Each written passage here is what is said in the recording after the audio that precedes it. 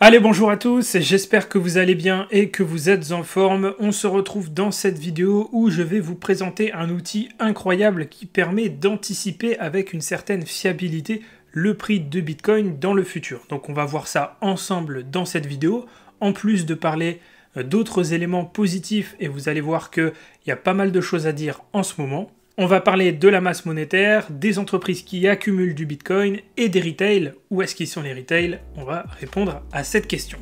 Avant de commencer cette vidéo, comme d'habitude, n'hésite pas à t'abonner, à mettre un like et à commenter cette vidéo. Si tu souhaites me rejoindre sur mon canal Telegram totalement gratuit, tu as le lien dans la description, c'est le premier lien dans la description. Je t'invite vraiment à rejoindre le Telegram gratuit parce que je partage énormément de valeurs de qualité et ce serait bête que tu ne puisses pas en profiter. Allez, sur ce, on est parti pour la vidéo. On arrive donc ici sur ma diapositive et on va répondre à cette question. Est-ce qu'un Bitcoin à 110 000 $ en mai 2025, c'est possible? C'est tout l'enjeu de cette vidéo. Dans un premier temps, on va parler de Bitcoin et de la masse monétaire. Et pour ça, on va aller sur TradingView. Donc ici, vous retrouvez en noir le prix de Bitcoin et en rouge la masse monétaire en circulation. Je l'ai déjà évoqué dans pas mal de vidéos. Vous savez à quel point la masse monétaire en circulation est importante vis-à-vis des actifs à risque. Plus on a un accroissement de la masse monétaire en circulation, plus on a de nouvelles liquidités présentes sur le marché, plus ces liquidités vont se retrouver indubitablement dans les actifs risk-on et donc dans le marché des cryptos. Donc ici, au niveau de Bitcoin. Donc si on ajoute la masse monétaire sur un graphique de Bitcoin, et qu'on utilise une projection sur 107 jours, c'est-à-dire que là on a une projection de la masse monétaire, une anticipation sur 107 jours, eh bien on se rend compte qu'il se passe des choses très intéressantes. Déjà, on a une corrélation vis-à-vis de Bitcoin qui varie entre 65 et 90%. Ça veut dire que parfois on peut avoir des décorrélations, mais ça reste quand même assez rare. Je me suis amusé à backtest, donc faire un replay dans le passé avec mes élèves dans le groupe privé, et on a recensé que seulement 2 décorrélation entre la masse monétaire et Bitcoin, ce qui reste quand même une très très bonne situation. Donc ici, qu'est-ce que la masse monétaire projetée nous dit? Elle nous dit qu'on est censé avoir une baisse de Bitcoin qu'on est en train de voir actuellement. Il faut savoir que ça fait déjà quelques jours que j'en parle, cette baisse est déjà annoncée par la masse monétaire M2. Donc on est censé avoir une baisse de Bitcoin pour revenir entre 70 et 75 000 $, marqué ici un support technique, d'accord, on le voit, Au niveau de la masse monétaire ici en rouge, on marque un support technique, globalement entre 70 et 75 000 $. C'est difficile d'avoir une bonne échelle de prix parce que ça varie beaucoup de l'échelle qu'on lui donne, mais globalement ça serait sur ce niveau de prix là. Et ensuite, une fois qu'on aura marqué ce niveau de support et qu'on se sera stabilisé sur ce niveau, à partir du 30 avril, la masse monétaire M2 nous dit qu'on va avoir une explosion à la hausse de Bitcoin pour aller chercher un niveau entre 110 et 120 000 $. Donc je parle de ça par rapport à mai, parce que c'est sur le mois de mai où ça explose le plus, mais in fine, on arriverait sur ces niveaux plutôt aux alentours du mois de juin. Et comme historiquement, on a une fiabilité, on a une corrélation assez forte entre Bitcoin et la masse monétaire, comme je vous disais, entre 65 et 90%, et quand on projette sur 107 jours, on est plutôt aux alentours des 70-75%, autant vous dire que ce scénario a de fortes probabilités de se réaliser. Je tiens à faire un petit big up à Colin Talks sur Twitter qui a utilisé ce modèle, qui l'a partagé sur Twitter. Et évidemment, c'est totalement un outil incroyable et je le remercie pour ça. Donc, le premier point, c'est ça. Un Bitcoin à 110 000 $, 120 000 $ pour le mois de mai ou pour le mois de juin, c'est totalement faisable. Maintenant, il ne faut pas oublier qu'à court terme, on va avoir un retour de Bitcoin entre 70 et 75 000 $. Ça peut être légèrement plus haut. Si on prend le dernier plus bas de Bitcoin, 78, globalement on va être dans ces niveaux-là, mais en tout cas, Bitcoin ne va pas rester à 84 000 $ comme il l'est aujourd'hui, il va repasser sous les 80 avant de marquer le plus bas, le double bottom et de repartir à la hausse. Maintenant qu'on a vu ça, on va parler du potentiel de super cycle, parce que si Bitcoin atteint 110-120 000 $ en juin et qu'il continue de monter, parce que c'est pas totalement impossible, on peut avoir une continuation haussière sur Bitcoin, et c'est même ce que je pense à titre personnel, on va rentrer dans ce qu'on appelle un super cycle, puisque logiquement, si on a un cycle traditionnel, cette année, c'est censé être la dernière année du bull run, et ensuite on est censé rentrer en bear market. Pour autant, on a encore beaucoup de signaux qui nous montrent que c'est loin d'être terminé, et notamment les accumulations des entreprises. On n'a jamais eu autant d'entreprises qui ont acheté du Bitcoin dans leur trésorerie. On va en citer quelques-unes ici. Metaplanet qui a 3350 bitcoins. MicroStrategy, pour ne plus les citer, 478,740 bitcoins, donc 478 000 bitcoins. Mingxing Group qui a 333 bitcoins. The Blockchain Group qui a 620 bitcoins. Galaxy Digital 11 242 bitcoins. Blockchain Inc. à 8363 bitcoins. Bref, je pourrais encore en citer plein d'autres. On peut aussi parler de GameStop qui prévoit de lever 1,3 milliard de dollars pour acheter du bitcoin. Bref, on voit qu'il y a de plus en plus de grosses entreprises, de gros investisseurs, parce qu'on peut parler d'investissement à ce niveau-là, qui accumulent du bitcoin. Et ça, encore une fois, c'est un effet de masse très positif pour avoir un super cycle. Puisque quand les conditions de marché vont s'améliorer, et ça on en a déjà parlé plein de fois, à savoir des baisses des taux d'intérêt, un ralentissement de l'inflation, une amélioration de l'économie américaine, des injections de liquidités sur les marchés financiers pour soutenir les économies de la part des banques centrales, à ce niveau-là, on risque d'avoir un gros flux monétaire d'argent qui va quitter Bitcoin pour aller vers les altcoins. Et c'est exactement ce qui s'est passé en 2020-2021 quand on a eu la super accélération et la hausse drastique sur les altcoins. C'était dans un contexte, comme je viens de citer, avec des taux faibles, avec des injections de liquidités, etc., etc. Donc la hausse de Bitcoin pour moi n'est pas terminée et la hausse des altcoins n'est pas à mettre sur le côté.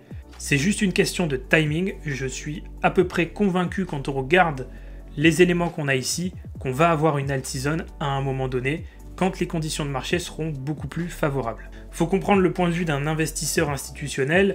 Quand on voit le contexte actuel avec la guerre commerciale de Trump, l'instabilité politique, la contraction de l'économie américaine, le retour de l'inflation, ou en tout cas l'inflation qui est toujours présente, des taux d'intérêt directeurs qui sont élevés, ça ne pousse pas un investisseur institutionnel à prendre du risque sur des altcoins.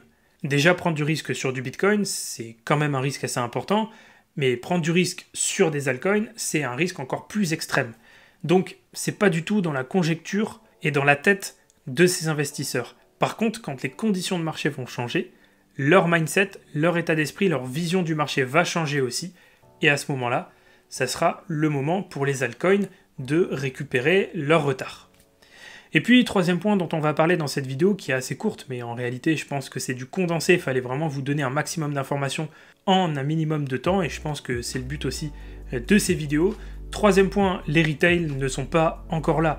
Quand on regarde ici, le volume journalier sur les plateformes d'échange centralisées, on est sur une baisse drastique. Regardez ici, la baisse, elle est quand même assez forte. On revient sur des niveaux de octobre 2024. Donc globalement, les niveaux avant l'élection de Donald Trump, c'est le signe que les retails ne sont pas là du tout. D'accord ? Sinon, les échanges sur les plateformes centralisées seraient beaucoup plus importants. On aurait un volume sur les plateformes d'échange qui serait colossal. Coinbase, Binance, BitGet, Bybit, etc. On aurait un volume d'échange beaucoup plus important. Or, c'est pas le cas du tout. Donc aujourd'hui, certains retails sont là, ceux qui étaient déjà là en 2017-2018, ceux qui étaient déjà là en 2020-2021, ceux qui tiennent depuis un an et demi, depuis le début de cette pseudo-phase de bull run. Mais la réalité, c'est que la masse n'est pas encore là. Le retail moyen qui n'y connaît pas grand-chose et qui achète des altcoins parce qu'il pense s'enrichir, lui, il n'est pas encore présent sur le marché. Et ça s'explique avec ce que j'ai déjà évoqué dans les précédentes vidéos, c'est tout simplement que la conjecture économique actuelle influence les investisseurs institutionnels, mais aussi les retails. Un retail, quand l'inflation elle est là, le prix des biens et services, notamment au niveau de l'alimentation, ne fait que monter. Quand le climat fait état d'une instabilité politique, d'une instabilité gouvernementale, d'une instabilité économique au sens large du terme. Je pense pour la France par exemple, avec un déficit qui est juste record et avec des crises réelles au niveau politique en lien avec ça, automatiquement ça met l'investisseur dans un contexte plutôt morose, dans un sentiment de marché plutôt morose et ça ne le pousse pas à investir. Alors que si on compare avec 2020-2021 pendant la période Covid, là où on était confiné, où on avait de l'argent qui arrivait en masse par les banques centrales sur les marchés financiers, des aides de l'État à tout bout de champ, là c'était l'inverse. Le retail avait un sentiment de marché plutôt positif, avait de l'argent à investir, vu qu'on sortait moins et vu qu'on était confiné, on dépensait moins, on achetait moins, et donc on avait beaucoup plus d'argent, ce qui fait que automatiquement cet argent, par définition, par ruissellement, se retrouver sur les marchés financiers. C'est ce qu'on a observé avec les chèques Trump et les chèques Biden, que Trump et Biden ont donné aux Américains pendant la période Covid. La majorité de cet argent-là s'est retrouvée sur des plateformes comme Robinhood pour pouvoir acheter des crypto-monnaies à l'époque, puisque les Américains ont utilisé cet argent pour investir et créer davantage de capital et de patrimoine. Donc la conclusion, c'est que ce sont les institutionnels qui génèrent la majorité des volumes. Heureusement qu'ils sont là, parce que si on n'avait pas ces entreprises qui achètent du Bitcoin, si on n'avait pas les ETF, si on n'avait pas tout le brassage un petit peu médiatique autour des cryptos qui du coup fait venir les investisseurs institutionnels en masse, on aurait vraiment des volumes extrêmement faibles sur les crypto-monnaies. Donc heureusement d'une certaine manière qu'ils sont là. Il y a des inconvénients sur le fait que les institutionnels soient présents, on en a déjà parlé plein de fois, mais sur ça c'est quand même un aspect plutôt positif. Et le dernier point, c'est un point un petit peu d'espoir, puisque c'est bon signe, parce que quand les retails vont arriver, les flux entrants vont être colossaux, d'accord ? On va largement dépasser les niveaux qu'on a eu ici en fin 2024, début 2025, et on va largement dépasser aussi, très logiquement, les niveaux de début 2024. Et à ce moment-là, effectivement, on pourra parler d'une arrivée massive des retails, plus des injections de liquidités de la part des banques centrales sur les marchés qui vont donc booster les investissements des institutionnels. Tout ça, ça va être un cocktail magique pour pouvoir faire exploser le marché crypto, que ce soit au niveau de Bitcoin et Ether, et aussi du reste des altcoins. Voilà, ce que vous devez retenir de cette vidéo, c'est que si on prend Bitcoin par rapport à la masse monétaire en circulation projetée sur 107 jours, on attend un retracement aux alentours des 70-75 000 $ pour marquer un point bas, un niveau de support, et ensuite à partir du 30 avril, une explosion de Bitcoin pour aller chercher les niveaux entre 110 et 120 000 $. Ensuite, le deuxième point que vous devez retenir, c'est qu'on est probablement dans un super cycle avec des accumulations des entreprises actuellement et une majorité d'investisseurs et d'institutionnels, d'entités importantes qui accumulent du Bitcoin massivement, notamment aux États-Unis, mais on a quelques entités françaises qui le font aussi, même européennes. Donc la perspective de super cycle n'est plus seulement une chimère, ça devient de plus en plus une réalité. Et le troisième point, c'est que les retails ne sont pas encore là, toutes les datas le montrent, que ce soit au niveau des recherches sur Google Search, que ce soit au niveau des volumes sur les plateformes d'échange, on voit que les retails ne sont pas là, ils ne s'intéressent pas actuellement au marché, et donc quand ils vont arriver, ça va créer un afflux massif de liquidités sur le marché crypto, et ça va contribuer justement à faire exploser ce marché. Voilà, donc beaucoup de bonnes nouvelles à court, moyen et long terme. On doit évidemment garder ce cap, cette vision, cette détermination, cette motivation, cette croyance vis-à-vis du marché crypto. Les bonnes datas sont là. Encore une fois, on pourrait penser que c'est la bérésina, c'est la catastrophe. C'est pas du tout le cas. On n'a que des bonnes nouvelles. On a majoritairement des bonnes nouvelles. Les seules mauvaises nouvelles, j'ai envie de dire, elles sont pas inhérentes au marché crypto. Elles sont inhérentes à la macroéconomie. Si on avait une macroéconomie beaucoup plus intéressante, beaucoup plus propice à l'accroissement des actifs risk-on, et bien tout simplement, on aurait un Bitcoin beaucoup plus haut actuellement et on aurait des altcoins beaucoup plus hauts. La réalité, c'est que, comme je l'avais évoqué en novembre 2024, l'élection de Donald Trump n'est pas une très très bonne nouvelle pour le marché crypto. Ça a mis du temps à ce que les gens le comprennent, mais voilà, c'était absolument évident que ça allait vraiment poser problème par rapport à sa politique intérieure, mais politique extérieure, donc commerciale également. Maintenant, si vous re-regardez cette vidéo, j'explique bien que sur le moyen long terme, par effet boule de neige et par effet de conséquence de sa politique qui est catastrophique, ça va avoir un effet plutôt positif sur le marché puisque ça va pousser les autres institutions américaines à se positionner et à prendre les choses en main.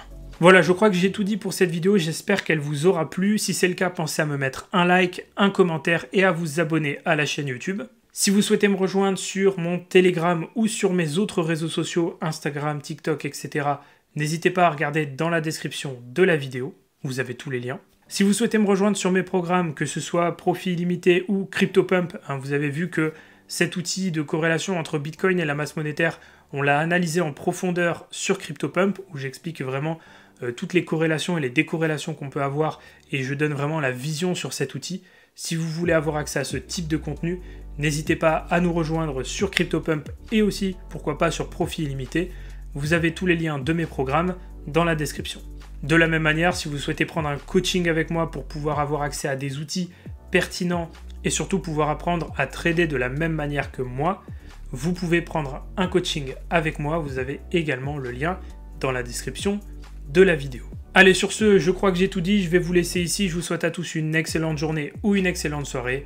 Et nous, comme d'habitude, on se retrouve dans de prochaines vidéos pour de nouvelles analyses et de nouveaux partages.